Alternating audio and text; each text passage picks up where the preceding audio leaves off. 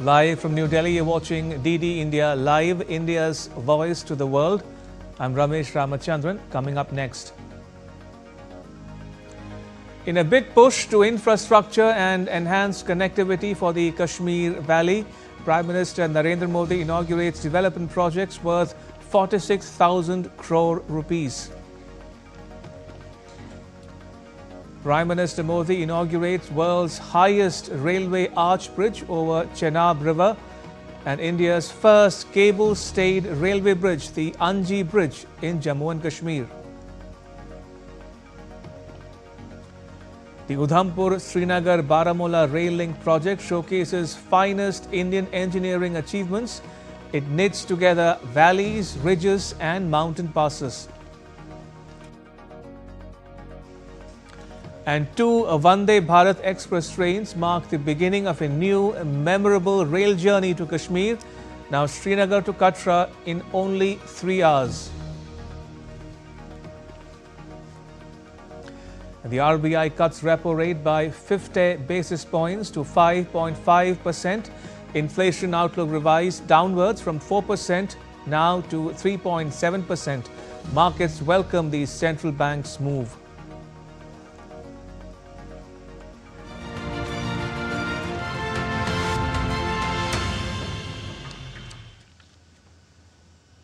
In a big push to infrastructure in Jammu and Kashmir, Prime Minister Narendra Modi on Friday dedicated to the nation the Chenab Bridge, the world's highest railway arch bridge.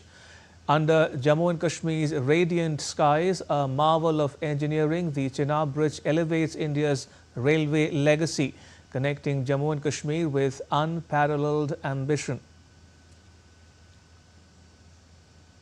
Prime Minister Modi also inaugurated the Anji Khad Bridge in Katra. This bridge is India's first cable-stayed rail marvel. It's a symbol of innovation. This architectural triumph strengthens connectivity, weaving Jammu and Kashmir closer to the heart of a united India. And Prime Minister Modi was briefed about the Chenab Rail Bridge project upon arrival in Jammu and Kashmir. The architectural marvel Chenab Rail Bridge, situated at a height of 359 meters above the river, is the world's highest railway arch bridge. It's a 1,315-meter-long steel arch bridge engineered to withstand seismic and wind conditions.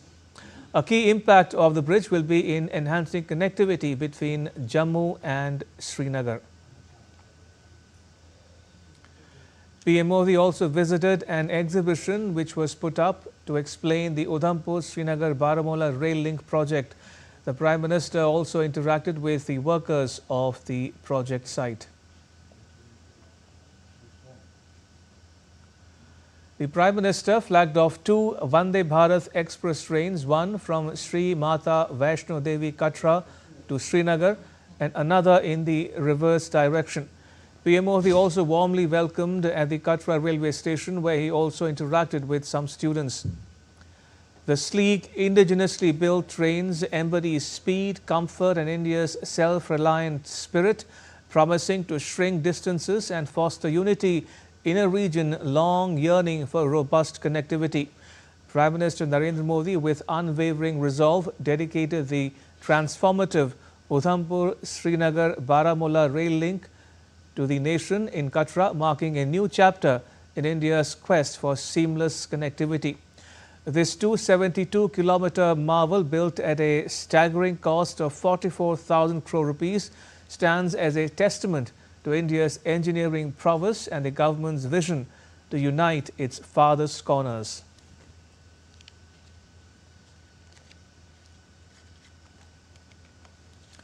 Right, so a historic moment for Jammu and Kashmir. The Prime Minister inaugurating two rail bridges and flagging off two trains which offer all-weather connectivity to Srinagar and bringing it closer to the rest of India. And these projects give a big boost, a big push to infrastructure as well, and offer immense benefits to people and industry alike. Remember, people can now travel all the way from Srinagar in the north down to Kanyakumari in southern India Similarly, agricultural products, fruits, vegetables, perishables can be easily transported from Srinagar to the rest of India. Right, joining me from Srinagar, in fact, joining me from Jammu is my colleague Gurmeet Singh. Gurmeet, talk to us about the various projects inaugurated by the Prime Minister earlier this morning. Ramesh, the people are quite enthusiastic at this point in time because the Chenab railway bridge has been inaugurated today, just a short while back. Anji bridge, which is highly important for this last phase of this Srinagar, Baramulla and Udhampur rail link, that has also been inaugurated. In totality, the projects of about 46,000 crore rupees have also been dedicated to the nation besides that.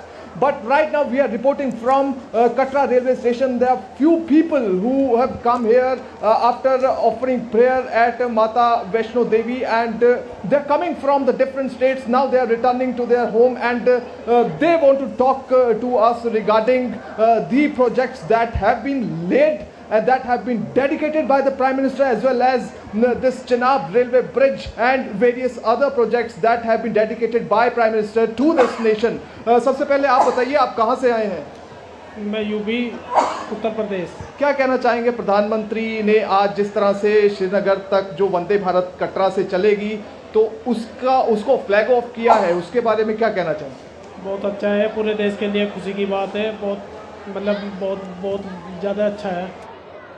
आप क्या कहना चाहेंगे, train जिस तरह से train की शुरुआत हुई है तो उसके बारे में आप क्या कहना चाहेंगे?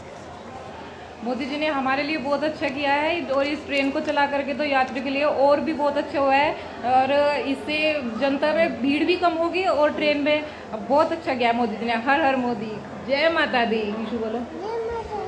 आप क्या कहना चाहेंगे, ये 46,000 करोड़ रुपए के प्रोजेक्ट भी वो स्पेसिफिकली कश्मीर को ध्यान में रखते हुए, जम्मू रीजन को ध्यान में रखते हुए प्रधानमंत्री ने आज इनॉग्रेट किए हैं और उनका स्टोन ले किया है, और इसके साथ ही जो ट्रेन शुरू हुई है यहाँ से कटरा से श्रीनगर, श्रीनगर से कटरा, उसके बारे में क्या कहना चाहेंगे? मोदी जी ने बहुत अच्छा काम किया है, सभी यात्रियों को जाने आने में बहुत अच्छी सुविधा मिलेगी और हमारा जो है समय भी बचत होगा।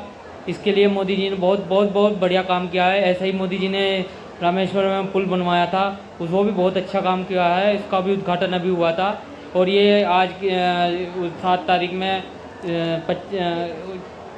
6 तारीख में 6ठे महीने में सन 2025 में आज इसका उद्घाटन किया है, तो बहुत हमारे देश के लिए बहुत गर्व की बात है।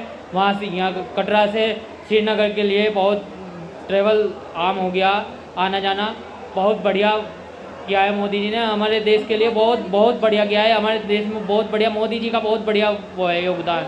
कश्मीर की इकोनॉमी और जम्मू की इकोनॉमी और देश की इकोनॉमी पर आप कैसे देखते हैं, इसका क्या फ़र्क पड़ने वाला है और बेसिकली डेवलपमेंट कैसे होने वाली है? डेवलपमेंट अगर मोदी जी रहेंगे तो बहुत अच्छा डेवलपमेंट होगा। जैसे अभी मोदी जी ने और भी बहुत सारे पुल बनवाए हैं, रेलवे देवबंद से जो है हरिद्वार वाला रूट एक बनवाया है, दूसरा वहाँ भी वो किया है डेवलपमेंट। ऐसा ही जैसे ये किया है कटरा से श्रीनगर के लिए। मोदी जी हैं तो हर चीज़ संभव होगी। जी, क्या कहना चाहते? मोदी जी हैं तो हर चीज़ संभव है। हम तो माता रानी के दर्शन करने के लिए आए थे, लेकिन आज हमारे मोदी जी के दर्शन हो गए तो हमारे तो भाई बल्ले बल्ले हो गए यहाँ पे।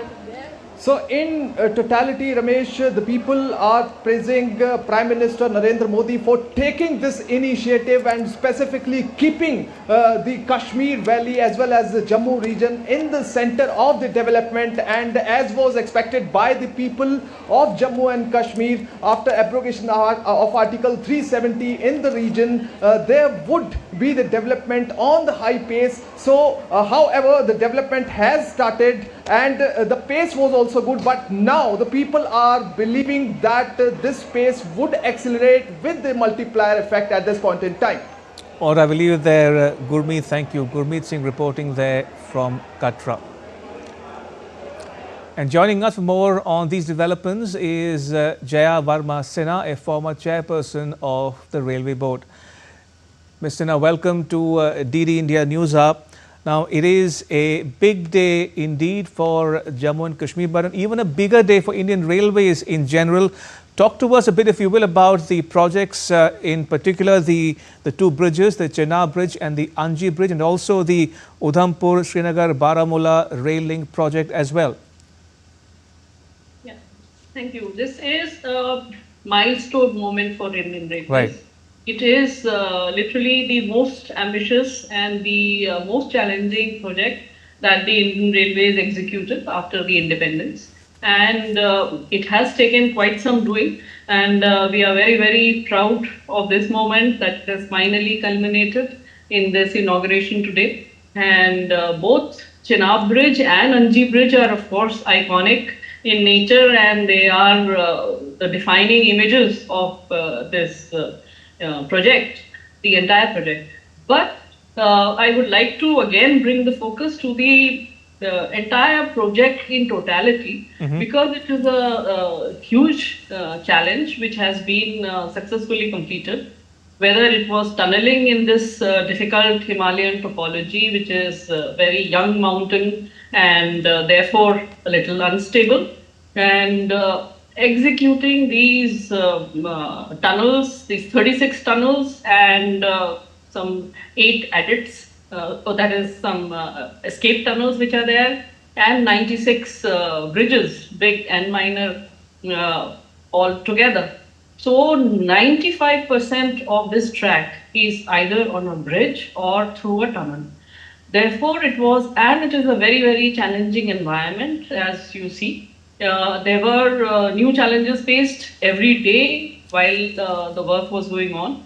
But solutions were found, and a way forward was found, and technological inputs were taken from everywhere possible. Our own experts were roped in from the academic institutes, as well as our engineering inputs.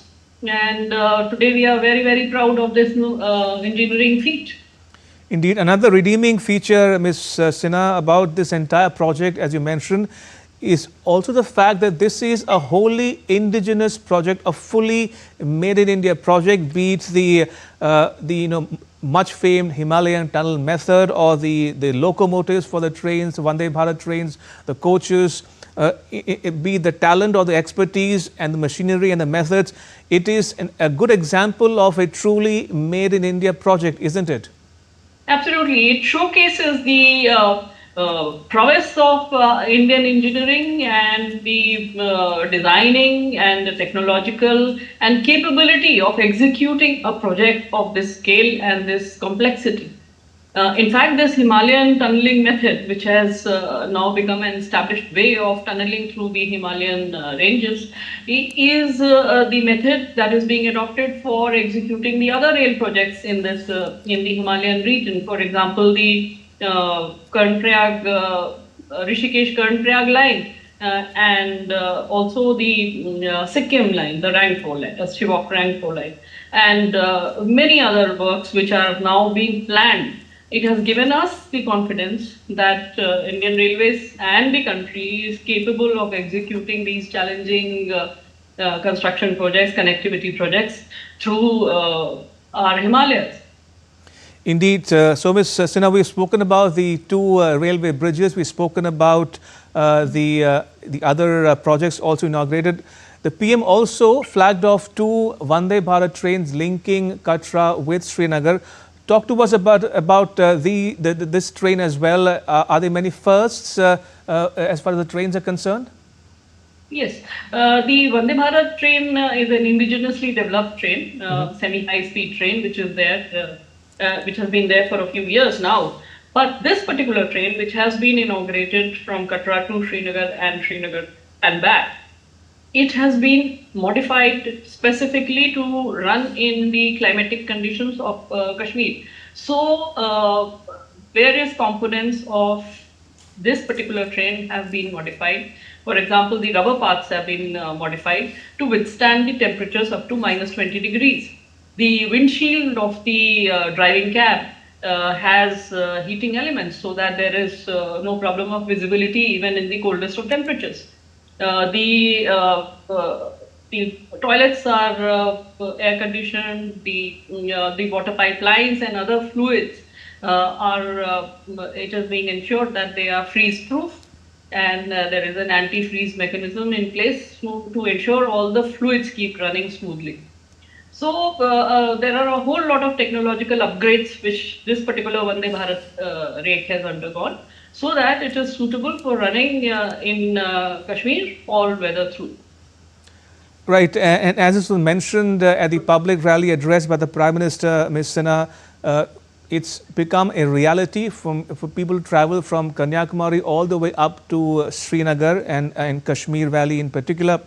Talk to us a bit about the domino effect this will have on the people and industry alike in terms of freight movement. I mean, we're told that perishables can now easily ported from Srinagar to other parts of India, and also pilgrims can travel all the way from southern part of India all the way to Srinagar and beyond. So this will have a multiplier effect on people as well as industry.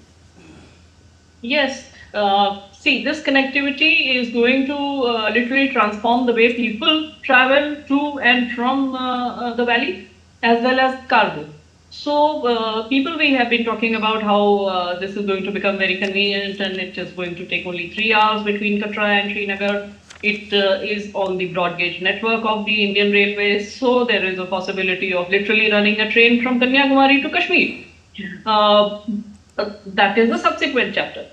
But if we talk about the potential for cargo, today Kashmir Valley supplies, some vital supplies get very badly affected every time there is a weather event or some landslide, etc., which blocks the roads.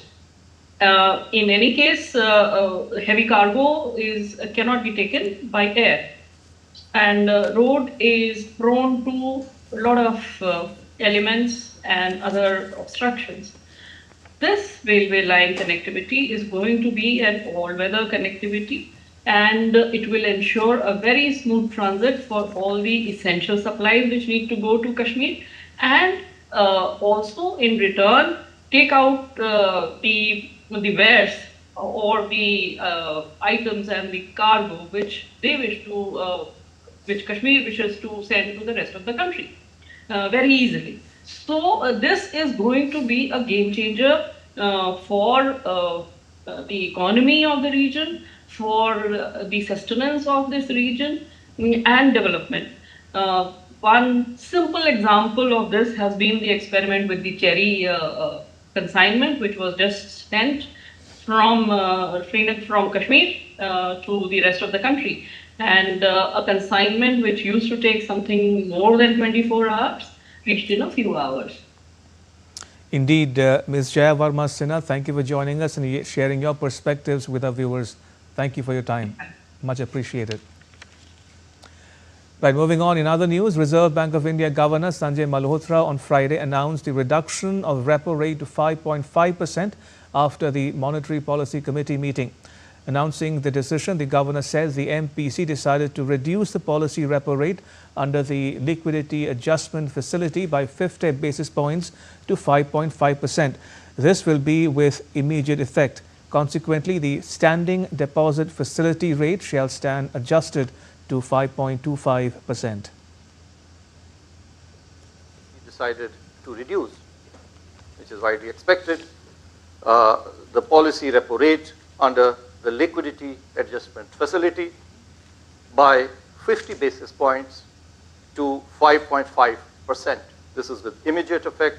Consequently, the standing deposit facility rate, which is the STF rate, shall stand adjusted to 5.25%. And the marginal standing facility MSF rate and the bank rate shall stand adjusted to 5.75%. Further, the governor said the real GDP growth rate projected for this year, 2025-26, is 6.5%, continuing with the earlier forecast, with Q1 at 6.5%, Q2 at 6.7%, Q3 at 6.6%, and Q4 at 6.4%. The risks are evenly balanced.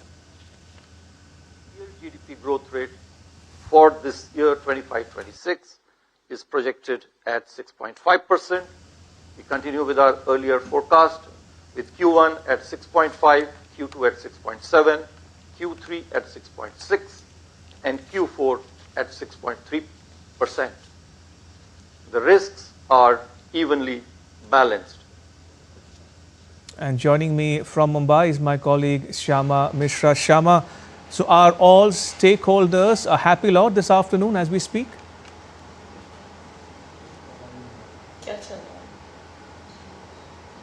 Shyama, can you hear me?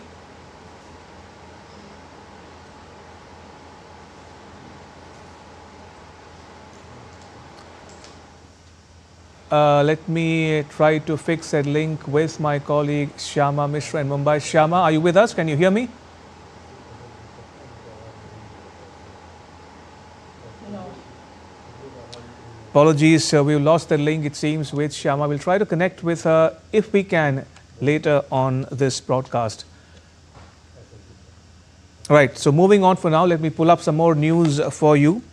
We've spoken about the RBI decision. We'll also talk more about the other news coming in from various parts of the country. The BJP NDA, for instance, has completed 11 years in power.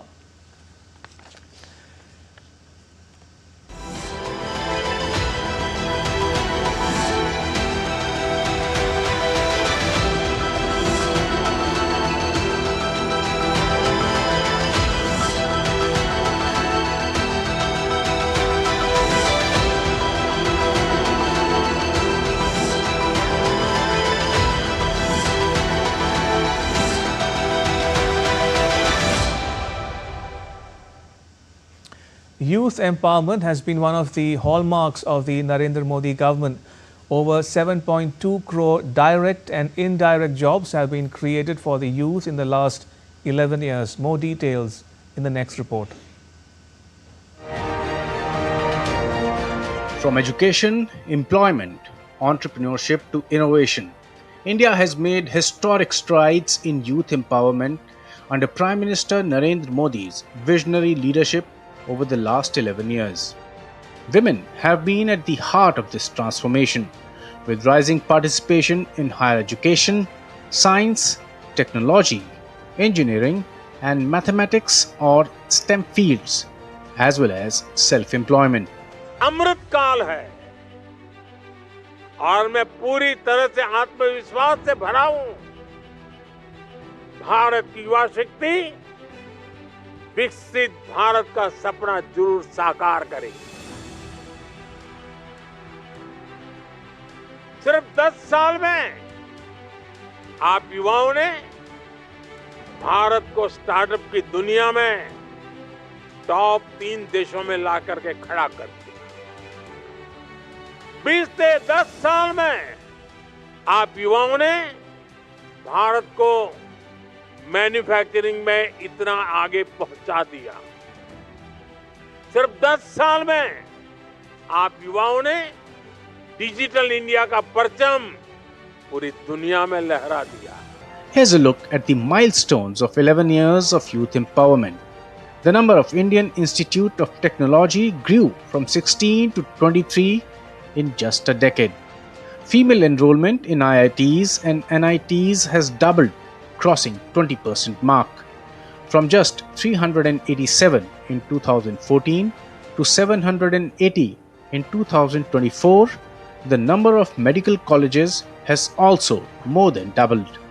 The Skill India initiative has trained over 2.27 crore youths. Over 6.4 crore youth have become digitally empowered under the Pradhan Mantri Gramin Digital Saksharta Abhiyan. 7.2 crore direct and indirect jobs have been created for the youth. More than 1 crore gig workers now have formal recognition, social security, as well as health cover. From just 500 in 2016, the number of startups rose to over 1.6 lakh in 2025. India now ranks 3rd globally in homegrown unicorns. With an aim to build future-ready classrooms, more than 14,500 PM Shri schools are being upgraded to benefit over 1.8 crore students. Of 52 crore Mudra loans sanctioned, more than 68% beneficiaries were women. More than 1.65 crore youth have registered on My Bharat portal, signaling a new wave of youth-led change in nation building.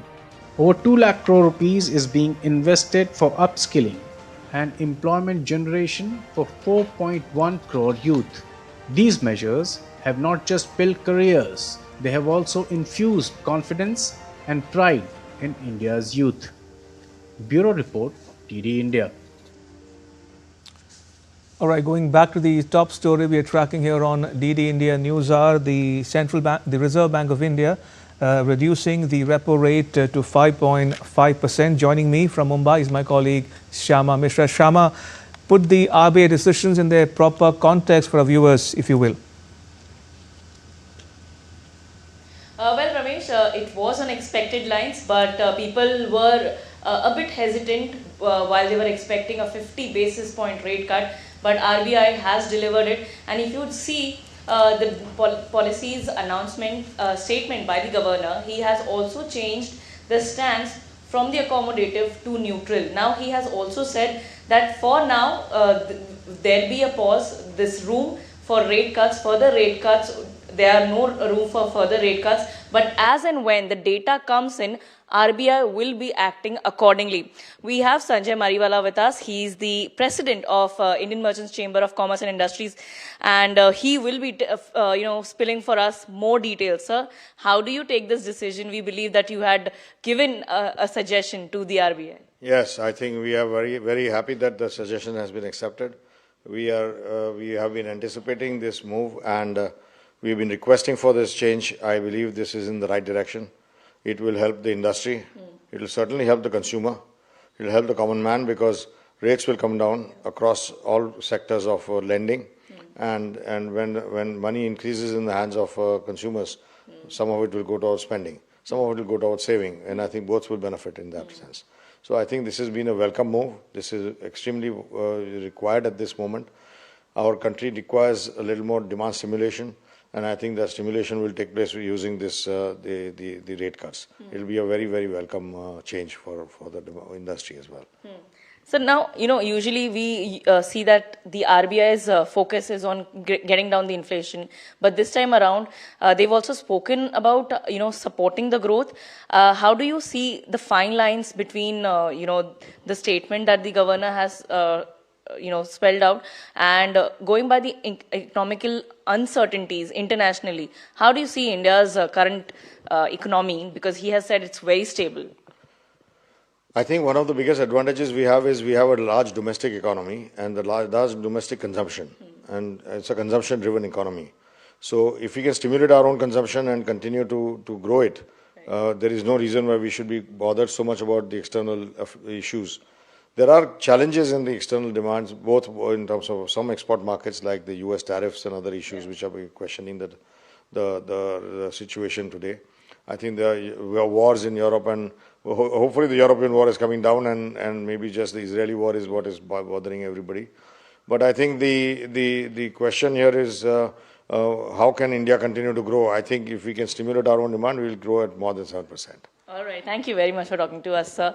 So yes, the key is, driving our own demand, driving our own consumption. And we believe that RBI now lowering this huge BPS points will definitely give money in the hands of common man, common people. And this will drive further consumption and further growth. Ramesh, back to you. All right, we'll leave there. Shyama, thank you. Shyama Mishra reporting there from Mumbai.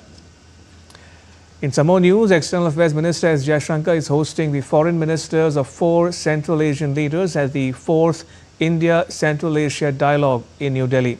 The dialogue focused on strengthening regional cooperation with discussions covering trade, connectivity, technology and development partnership. Minister Jaishankar, in his opening remarks, said that India's ancient cultural ties with Central Asia have blossomed in a modern, dynamic partnership. India deeply cherishes its millennia-old civilizational and cultural ties with Central Asia. These age-old bonds, forged through trade, exchange of ideas, and people-to-people contacts have strengthened over time, evolving into a partnership which is defined by shared aspirations, shared opportunities, and common challenges. Our cooperation with Central Asian countries received a quantum boost with Prime Minister Modi's back-to-back visits to all 5 Central Asian capitals in July 2015. Trade, economic and investment ties between us have strengthened significantly over the last decade. Minister Jaishankar expressed gratitude to Central Asian nations for condemning the recent terror attack in Pahalgam. I appreciate that your country stood by India and condemned the heinous terrorist attack that took place in April in Pahalgam. And before we close, Marina Bay of Singapore and its surrounding precincts are currently aglow with the return of iLight Singapore 2025. It is Asia's premier sustainable light festival running until 21st of June. Now in its 11th edition, the annual event by the Urban Redevelopment Authority presents a captivating array of eco-friendly outdoor experiences and light exhibitions. This year's festival, themed around sustainability, features 17 stunning installations and engaging programs. These creative artworks, crafted by 20 artists from 11 countries, including Singapore, aim to provoke thought, foster conversation, and encourage the adoption of sustainable habits among attendees.